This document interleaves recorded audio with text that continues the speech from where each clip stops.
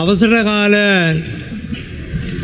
நீட்டிப்பு சம்பந்தமான விடயத்தில் எங்களுடைய பலியை ஒரு கணம் இங்கே குறிப்பிட்டுவிட்டு அந்த விடயத்துக்கு வருகின்றேன். வலிந்து காணாமல் ஆக்கப்பட்ட உறவுகளுக்கு நீதி கோரி அவர்களின் உறவுகளால் முல்லைத்தீவில் முன்னெடுக்கப்பட்டு வரும் போராட்டம் நாளை மறுநாளோடு 9 ஆண்டுகளை நிறைவு செய்து 10வது ஆண்டாக தொடரவுள்ளது.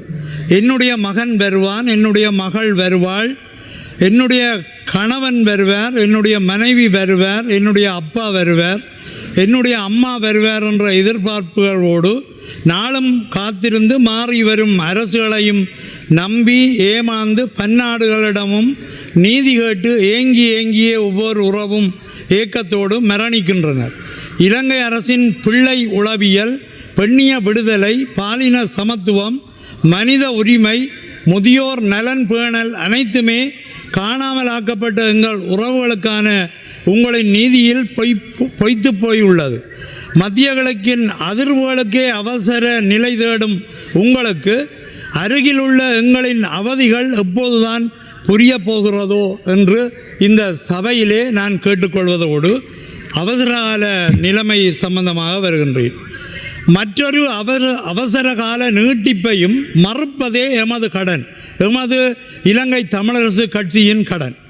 பேரவையை தலைமை தாங்கும் பிரதி சபாநாயகர் அவர்களே, பொதுமக்கள் பாதுகாப்பு கட்டளை சட்டத்தின் கீழ் 26/2/28 2477 சாயோடு 46ஆம் இலக்க அதிவிசேட வர்த்தமானி மூலம் இலங்கையின் அரச தலைவரால் கொண்டுவரப்பட்ட அவசரகால நிலை கடந்த 2026/2/28 தொடக்கம் நீட்டிக்கப்பட்டுள்ளது.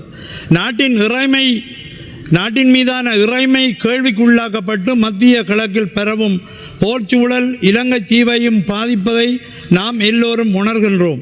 தீவுக்குரிய எரிசக்தி வளங்கள், வெளிநாட்டு வேலைவாய்ப்பு, சுற்றுலாத்துறை, கடலியல் சேவைகள், நாட்டுக்குரிய அந்நிய செலாவணி போன்ற துறைகள் உலகளாவிய சூழமைவோடு நெருக்கமாக பிணைக்கப்பட்டிருப்பதால் இத்துறைகளில் ஏற்படுகின்ற பாதிப்பு எமது நாட்டு மக்களின் வாழ்வாதாரத்தையும் நேரடியாக பாதிக்கின்றது. உலக ஒழுங்கில் ஏற்படுகின்ற பொருளாதார அதிர்வுகளுக்கு ஏற்ப நாடு தயார்படுத்தப்படுவதாக கடந்த 2026/3 அன்று ஜனாதிபதி அவர்களால் தெரிவிக்கப்பட்டது. கிட்டத்தட்ட ஒரு மாதம் அளவுக்கான தாங்குதிறன் தொடர்பாகவும் எதிர்கால விரிவாக்கம் தொடர்பாகவும் எடுத்துரைக்கப்பட்டது. எரிபொருள் சேமிப்பு, சுத்திகரிப்பு திறன், அத்தியாவசிய சேவைகளின் பராமரிப்பு, கடந்த கால நெருக்கடி நிலை தொடராதிருக்கும் வகையிலான இயல்தகு ஏற்பாடுகள் தொடர்பாகவும் ஜனாதிபதி அவர்களின் குறித்த உரையில் தெரிவிக்கப்பட்டது.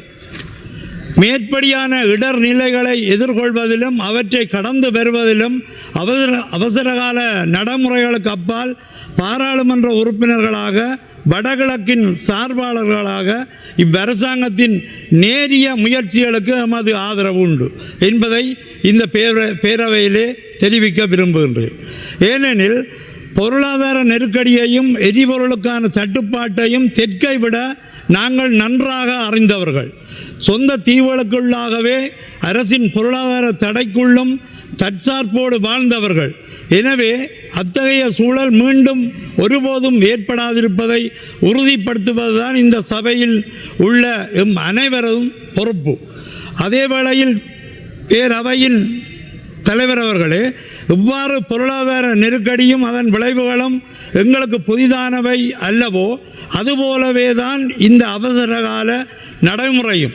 தற்போது நீட்டிக்கப்பட்டுள்ள அவசரகால நிலை தற்போதைய உலகளாவிய சூழலில் அத்தியாவசிய சேவைகள், பொருளாதார உறுதி, தேசிய பாதுகாப்பை உறுதிப்படுத்தல் போன்ற கூறப்பட்ட நோக்கங்களுக்காக மட்டும் பயன்படுத்தப்படுவதை இந்த அரசாங்கம், இந்த பேரவையும் உறுதிப்படுத்த வேண்டும். அதிகாரிகளுக்கு வழங்கப்படும் உயர் அதிகாரம் தேசிய நெருக்கடி காலங்களில் மக்களின் இயல்பு வாழ்வை இயலுமான வரையில் உறுதிப்படுத்த மட்டும் பயன்படுத்தப்படுவதாக இருக்க வேண்டும். மாறாக அவை கடந்த காலங்களைப் போன்று தமிழர் குரல் வலையை நெறித்து கட்டமைக்கப்பட்ட இன அழிப்பு நடைமுறைகளை வடகிழக்கில் தொடர்வதற்கான கருவியாக அமைதல் கூடாது. விடுதலை போராட்ட வரலாற்றில் பல ஆண்டு காலம் நாங்கள் அவசரகால விதிமுறைக்குள்ளாகவே வாழ்ந்தவர்கள். எனவே இத்தகைய சட்டங்கள் மீண்டும் அமுல்படுத்தப்படும் போதெல்லாம் அது தேசிய அளவில் இடர் நிலையை ஒழுங்கமைக்கும் செயல்பாடாக அல்லாது தமிழர் உரிமைகளை நசுக்கும் ஒரு வெள்ளாதிக்க கருவியாகவே எமது மக்களால் பார்க்கப்படுகின்றது. இது எமது மக்கள் மத்தியில் இயல்பாகவே அச்சத்தையும் நிச்சயமற்ற தன்மையையும் உருவாக்குகின்றது. சட்ட ஏற்பாட்டுடனான மக்கள் மயப்பட்ட நடவடிக்கைகள், அமைதியான போராட்டங்கள் வடக்கு கிழக்கில் உள்ள மக்களின் அன்றாட இயல்பு வாழ்வை கட்டுப்படுத்தும் வகையில் இந்த ஒழுங்கு விதிகள் பயன்படுத்தாதிருப்பதை உறுதிப்படுத்துங்கள். போருக்கு முன்னும் போரின் பின்பும் போரின் போதும் போருக்கு பின்னருமான எங்கள் இறைமைக்காக, தேசிய இருப்புக்காக, நிலத்துக்காக, வாழ்வாதார மூலங்களுக்காக போராட்டமே வாழ்வாக தமிழர்கள் நாங்கள் போராடி கொண்டிருக்கிறோம். போரின் போது இலங்கை அரசால் நிகழ்த்தப்பட்ட இனப்படுகொலைக்கான நீதி வேண்டி போராடி கொண்டிருக்கின்றோம். உங்களிடம் நம்பி ஒப்படைத்து தொலைந்து போன எங்கள் உறவுகளுக்கான நீதி வேண்டி போராடி கொண்டிருக்கின்றோம். போரிலே அரசியல் கைதிகளாக சிறையில் வாடும் எங்கள் உறவுகளின் விடுதலை வேண்டி போராடி கொண்டிருக்கின்றோம்.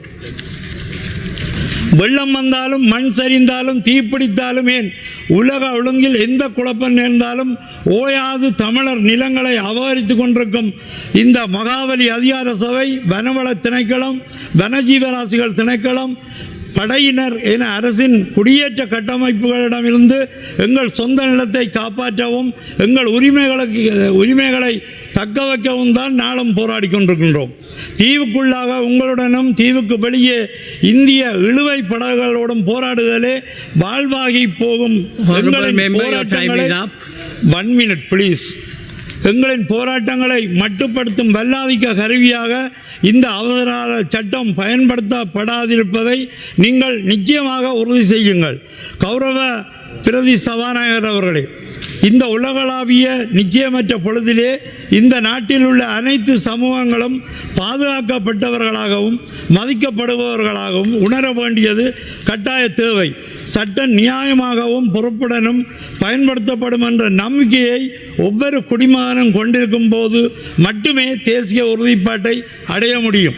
எனவே தற்போதைய உலகளாவிய நெருக்கடியின் பொருளாதார மற்றும் சமூக பாதிப்புகளில் இருந்து நாட்டை பாதுகாப்பதற்கான அரசாங்கத்தின் முயற்சிகளுக்கு அவசர கால சட்ட முறைகளுக்கு அப்பால் நாம் ஆதரிக்கும் அதேவேளை அவசரகால விதிமுறைகளுக்கு உள்ளும் புறமாக எங்களுக்கான கடந்த கால நீதியே இன்னும் தேக்க நிலையில் உள்ளபோது அவற்றுக்கான போராட்டமே எங்களின் வாழ்வாகும் போது மற்றொரு அவசரகால நீட்டிப்பையும் மறுப்பதுதான் எங்களுடைய கடமை. தேசிய பாதுகாப்பு என்பது மக்களின் உரிமைகளோடு ஒத்திசைவது உங்களின் அரசாங்கத்தின் அவசரகால நிலையேனும் மெய்ப்பிக்கட்டும். நன்றி.